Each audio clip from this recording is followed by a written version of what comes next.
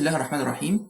Our approach today, or in this course, that we will always go back one step before discussing the rule of today. So this is lesson 2, but I will go back one step backward so that we root more the lessons that we took before, just as a revision. Remember that the first rule was very simple. Very simple. It tells us whenever you find an amim or noon carrying this little yes, I need to turn on my laser so that all of you see what I'm telling you about. So whenever you see an amim or noon carrying this little omega, the rule is to sing on it, to just emit a beautiful sound. And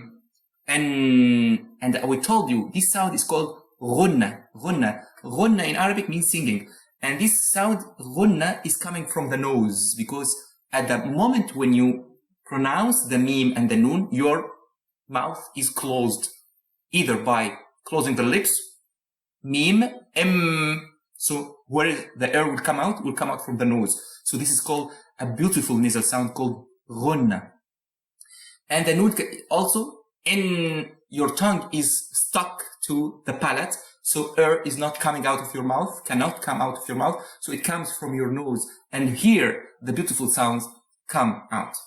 So this is ghunna, is a nasal sound. Okay, whenever we do ghunna, it has a duration, so that you elongate the beautiful sound for the listener and for yourself, and this is how Quran is recited. So there is a prolongation of this ghunna, and this prolongation has a time unit. We told you that the ghunna is for 2 units of time. 2 units of time. And I defined to you what is the definition of 1 unit of time. 1 unit of time is the duration or the time that's consumed to pronounce any voweled letter. Any voweled letter. Like, for example, a'udhu, a'ru. Okay. B, ra, B, it took some time. B, ra. So the time that B, ra took, the time that B took to be pronounced is 1 unit of time. So because it's a vowel letter carrying fatha or kasra or dhamma, B, ra. So this defines your 1 unit of time. And when I tell you that an-nas will take 2 units of time, so it will take double the time that you took to pronounce a normal vowel letter carrying either fatha or kasra or dhamma. Okay? Thu, thum, thu. So here is a very simple example. So thu took for me, because my rate is I'm intermediate. I'm not reciting fast, neither slow, rapidly, slowly. So thu, so the time that you took for thu, for meme, because it's carrying shadda, should be double the time that you take to pronounce thumma. Don't prolong it more or less. Don't stress more than required. Don't do it 5 or 10 units of time. It's annoying. It start to become annoying. So, for example, some people are doing that. I'm not joking. Some people are doing that. What's that? It's not correct. We are not. This is exaggeration. This is lahn. This is starting to become a lahn khafi. A lahn, which is a deviation, minor deviation. So don't extend it too much or shorten it to be lesser than the 2 units of time. So don't say ثُمَّ لَتَرَوْنَهَا. No, this meme, that last way I pronounced it. ثُمَّ لَتَرَوْنَهَا. Meme took the same time of tha, and this is not correct. So the rule of thumb is that meme mushaddada or nun mushaddada should take double the time that you take to pronounce a normal vowel letter. So here, the correct way, ثُمَّ لَتَرَوُنَّهَا عَيْنَ الْيَقِينِ ثُمَّ لَتَرَوُنَّهَا عَيْنَ الْيَقِينِ. Okay, so this is the rule. Thank you for taking time to do the homework. You all were excellent, and I encourage you, those who didn't do the homework yet, no problem. You will lose some marks because you didn't do the homework on time, but do it, because either way, I give two chances only. So if you don't do it this week, you will lose the full mark of this homework. But when you do it this week, you will lose only 10% of the mark. Okay? For being late. So now is lesson 2. Lesson 2 of the phonetic rules of Quranic recitation. Okay? So this is the syllabus. We took now the noon and mim mushaddada. Noon and mim mushaddada. And we know that its rule, we apply the rule of ghunna, or the nasal sound, and we prolong for 2 units of time. This is the rule. Now we are moving to the second rule of today, which is the mim sakina. Mim sakina. Okay. What's mim sakina? Means unvoweled mim. Sakina sukun. This means that it is the sign that we put here. Okay. This little circle, the sign that we put on top of a letter when it does not carry a vowel. What are the vowels in Arabic? 3. Fatha, which is the little line above the letter. Kasra, the little line below the letter. Dhamma, the little line with a little circle, little waw on top of the letter. Okay? So this is the 3 vowels that we have in Arabic. So if you don't have this on a letter, so this letter becomes sakina. Sakina. And it will either, in Quran, the way Quran is drawn is that it will not carry anything on top of it. It will be nude, carrying nothing, or having this little O, or little circle on top of it. Okay?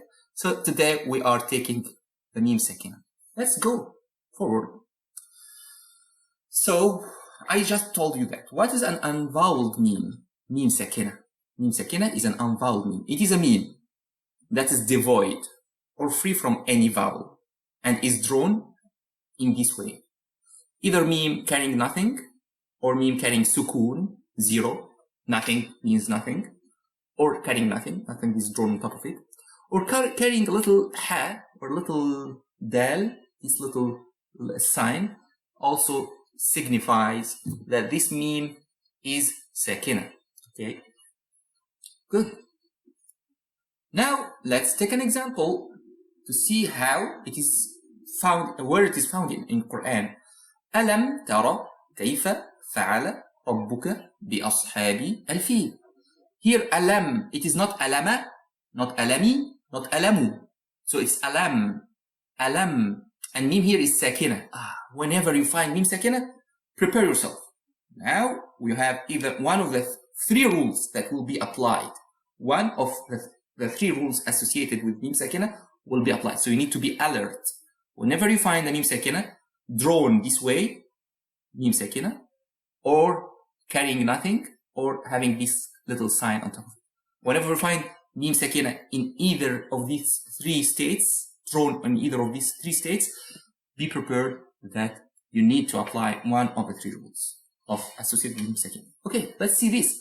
Tarmihim bihijara.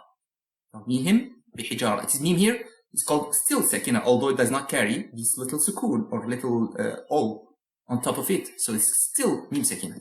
But it's not written here. So take note of what I'm going to say to you now. Whenever you find, why, the question comes here. Why Quran has been drawn in these 2 ways for mim sakina?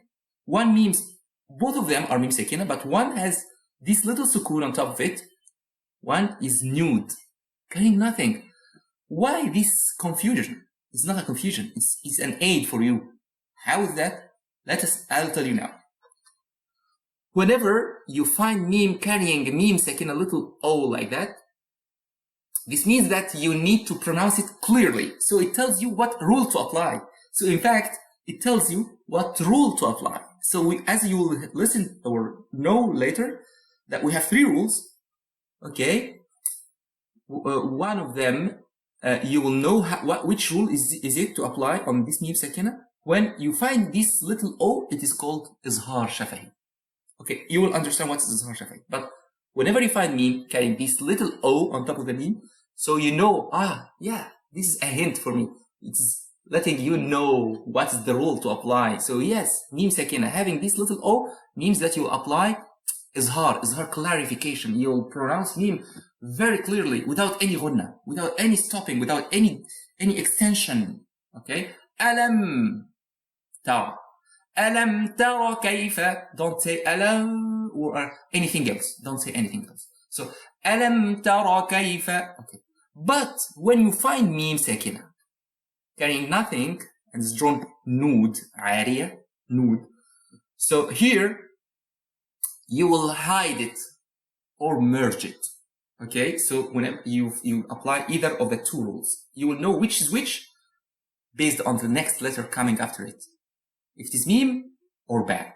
Now I explain the three rules to you now. Okay, let's take these three rules in details. Whenever you find meme sakina drawn in this way or the other, you will apply one of the three following rules. Okay? I remind you again, what's the meme? A vowel meme. So the first rule is called idgham مثلين صغير. Idgham شفهي. Idgham مثلين صغير. So what does that mean? It tells you that when you have a meme sakina followed by, so these 1, 2, 3 that will come here are the letters coming after the meme sakina. So whenever you find a meme sakina followed by a voweled meme, how is that? I have a meme sakina followed by a letter, a voweled meme.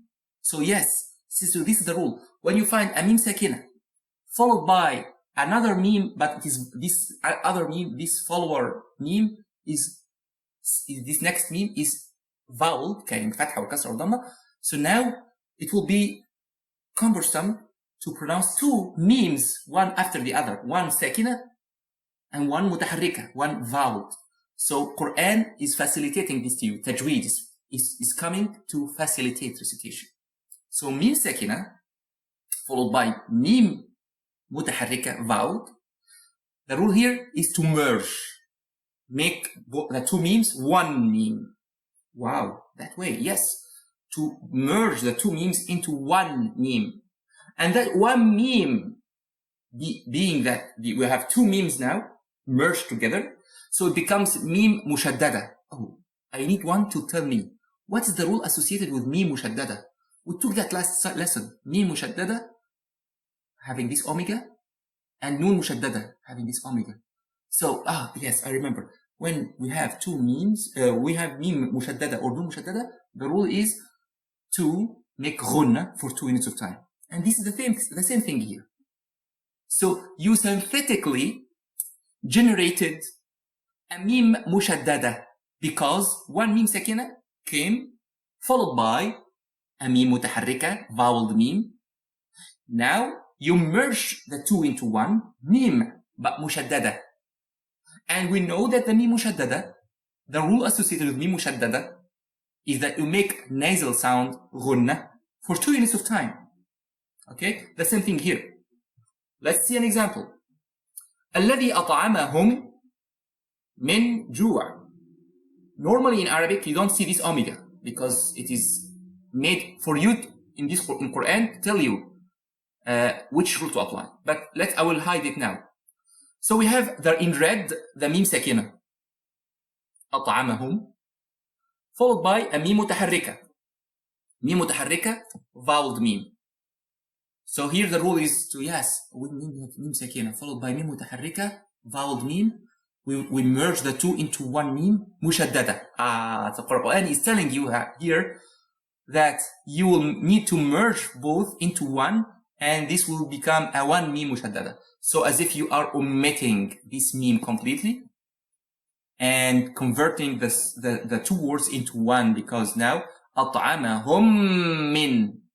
We know now that the meme or noon mushaddada, whenever they come with shadda, with omega. This tells us that you need to make ghunna for 2 units of time. Okay, it is clear? I hope so. The second rule, whenever you have mim sakina followed by ba, so the rule here is to make hiding of the mim sakina. First, we make idgham, merging of the mim sakina into the next. Here we make ikhfa, hiding of this mim sakina because a ba came after. Okay, so it's called ikhfa shafahi. Ikhfa shafahi, why it is shafahi? What is the meaning of shafahi in Arabic? Shafahi means lips. Shifa, the lips. So since mim is pronounced from the lips, mim, so it's pronounced from the lips. So rules associated with mim sakina are always having the suffix shafahi. Ikhfa shafahi, idgham shafahi, izhar shafahi. Okay, because it's labial. So here you will make labial hiding of the mim sakina. What's the meaning of labial hiding of the mim sakina? I will tell you. If you can see the screen or the video to see my lips, when you pronounce mim, you need to stick the two lips together. Mim. So if you want to hide the outlet of the mim, the articulation point of mim, which is the two lips stuck together, you need to make a little distance. So whenever you do that, it is as if you are hiding the outlet or the articulation point of mim. You are loosening the articulation point of mim. So, for example, tarmihim bi. Imagine if you try to pronounce tarmihim bi. It's very difficult because if you clarify the mim, tarmihim, and then you need to move to the ba, which comes also from the lips. It's very difficult to distinguish between the two because both are very close in the outlet, the articulation point. So Quran is facilitating, Tajweed is facilitating. I remind you, Tajweed is always facilitating the pronunciation of things, of letters. So now you will need to hide one of the two, and the rule here is to hide the mim. What's the meaning of to hide the mim? Instead of sticking the two lips together, tarmihim, you will leave a little distance between the lips, a little air coming out from the mouth between the lips. So the distance is, scientists or scholars are telling us that this is a distance that allows just a thick paper to pass between the lips, just a thick paper to be able to pass, not too much, not lesser than that. Okay, so you will apply the rule like this way. So here we have a mim sakina followed by ba. So the rule here is to make labial hiding of the mim sakina, which is called ikhfa shafahi. So you will hide the mim by loosening its articulation point. So listen to me very well. If you look at the screen, you will at the video of my camera, you will see that I didn't stick the two lips together for mim. Tarmihim bi. Tarmihim bi. Did you notice that I also make ghunna or extension of time to? Yes. So you make a ghunna, okay, nasal sound for 2 units of time. Okay. Perfect. So here we have two rules. The first is mim sakina followed by mim, a vowel mim. So mim sakina followed by a vowel mim, and the rule here is idgham shafahi. Okay. Now the second rule is mim sakina followed by ba. So here we have ikhfa shafahi. Ikhfa means labial hiding. You hide the mim sakina that is followed by a ba. Okay. And in both cases, you make ghunna for 2 units of time. Okay. Now, this is the rule. So let's see again. So here, tarmihim bi. So the rule here is to hide the mim sakina. So you just cover this mim with loosening its articulation point. Now, last rule, very easy, which is idhar shafahi. It's the opposite, the mirror image of rule 1 and 2. So here, Whenever you have mim sakina followed by any letter of the alphabet other than vowel mim or ba, then it tells you that you need to clarify the mim without making any ghunna. So in rule 1 and 2 we made ghunna, and in 1 we omitted completely the mim as here and merged into one mim, and here we just hide it. So this is drastic a little bit. We omit completely the mim here in idgham, and here we just hide it. So it is a more delicate rule for mim here. But here izhar means that you don't do any of these. Don't merge or omit the mim, nor hide it, and just you clarify it and pronounce it naturally and normally. When do we apply this rule? When we have mim sakina followed by any letter except the two letters, mim and ba. Okay, mim and ba. Okay, so here how will I pronounce this? I will say Alhamdulillahi Rabb. I didn't do Alhamdu. This is ikhfa. It's not correct. No, there is no ghunna here. I don't do also idgham, which is omission or deletion, complete omission. I don't say al-haddu. No, this is not correct also. Okay, so here you just pronounce it naturally and normally. So when I ask you what's the rule in this meme, you'll tell me what letter follows it. So you if it is not meme or ba, so it is izhar shafahi. Clarification, labial clarification means that you stress on them, not stress. You just do it naturally. You pronounce the meme while your lips are stuck together, and that's it. That's the rule. Okay. Good. Inshallah.